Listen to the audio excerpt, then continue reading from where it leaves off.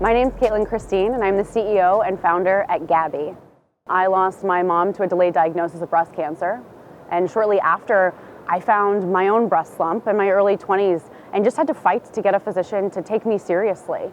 It took almost a year and a half for me to get an answer, and was still even just ignored, told that I was too young. And it wasn't until I took matters into my own hands and in surgery was diagnosed with breast cancer at 24. I then went into healthcare and was working every day seeing other women. And I realized that my mom and I were actually not that unique, that women every day are experiencing a delay in diagnosis. And I wanted to solve that.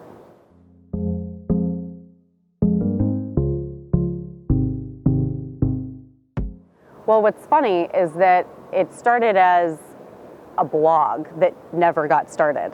At first, I thought women just needed access to trustworthy information about their cancer risks. And it really just spiraled from there. I think the best thing I did, that was also the most exhausting, but really paved the path for where we are now, was meeting with anyone and everyone who would give me a few minutes of time. And of course, always asking, who else do you think I should talk to? And it was really just asking them questions that would lead me down different pathways, and really started informing where the product started going, and became very clear, women don't just need information.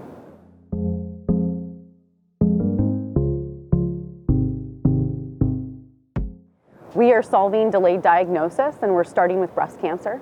We've created a risk model that uses artificial intelligence and claims data to predict a woman's 2-year risk of breast cancer. So what our product turned into was really a twofold solution. This AI risk model on the back end that is taking in claims data to predict a woman's risk, and then on front end, a mobile app that women are learning what their risks are, receiving a personalized care plan, and then we are helping guide them and navigate to an early detection. The technology exists, but the way in which we are creating our risk model is new and innovative. So previous risk models are done over a longitudinal study with many women over many decades. Typically, these have been conducted and created in academic institutions, and I had to believe that there was a better way to leverage some of the data that already exists, not to mention data and information that we as women know about ourselves, like our age, height, weight, how old we were when we started our period, family history, etc. So instead of these statistical models that are based off of linear regression, we are using a machine learning model in a non-linear fashion and taking in claims data, this data that all of our health insurance companies and healthcare providers have on women, leveraging that to inform a woman's risk.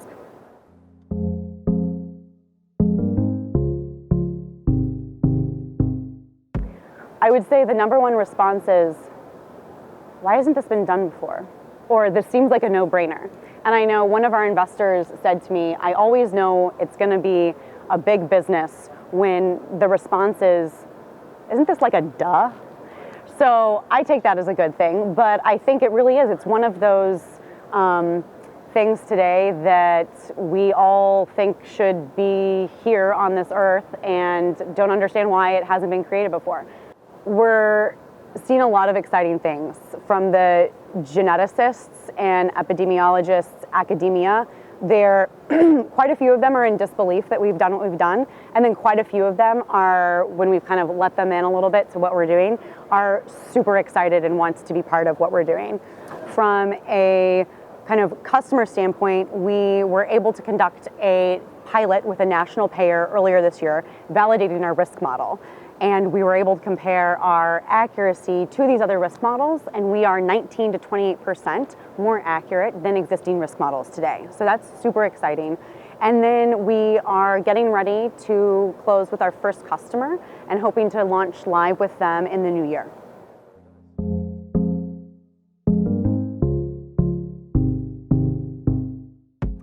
Yes, we have a publication that will be coming out. So that's a big deal, and it is based off of our findings and our accuracy that we were able to validate with that national payer.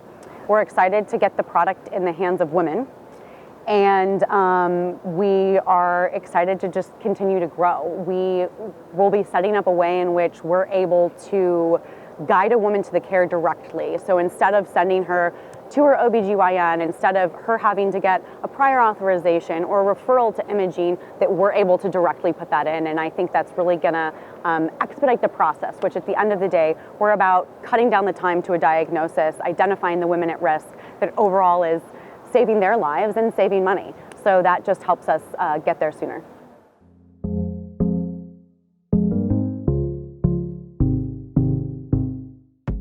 We're going to market to self-funded employers. So right now what it would look like is a self-funded employer offers Gabbi to their female employees. And this female employee downloads Gabbi, completes our very simple risk assessment, and we're able to link up her claims data that her employer has given us access to her now self-reported data. Predict her risk. She finds out what her risk is. She finds out contextually what that means. So other women her age, other women her ethnicity, and then she receives her personalized care plan. So she gets to choose where she wants to start, what she wants to do first. We set up notifications and we start tracking her as she starts doing those things. And should she, whether it's find something concerning during a self-breast exam or need to start breast MRIs earlier, we're able to then guide her to go get that.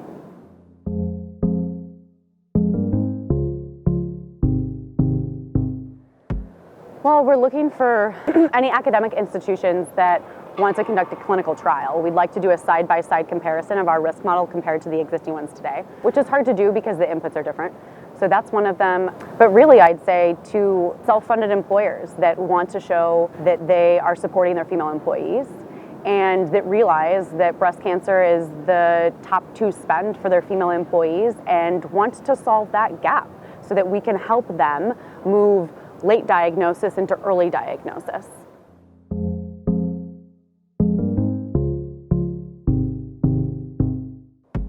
What really sets us apart from existing risk models today, as well as just the approach of an early detection, are 3 main things. First is inclusivity. So existing risk model today are only appropriate for white women over the age of 35. And Gabbi is appropriate for women of all races and ethnicities and all ages. The second is accuracy. So I know I touched on this, but we are the most accurate risk model with an 81% AUC. Third is our approach. Existing risk models are only used in clinical settings, and you have to go to a clinician to get run through this risk model. But even still, only 5% of clinicians are running women through these risk models. So we're putting this in the hands of women. We're the first ever consumer-facing risk model.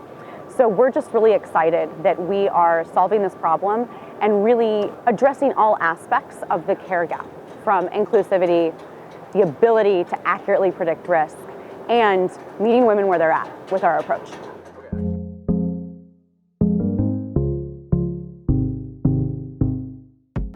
So we're starting with breast cancer, but the way in which we've created our machine learning model is so that it's generalizable, meaning it can be applied to other cancers, other diseases. So we anticipate rolling out to not only other cancers like colon, endometrial, ovarian, for example, but other preventative disorders that affect women, like polycystic ovarian syndrome, endometriosis. So this is really just the beginning. Perfect.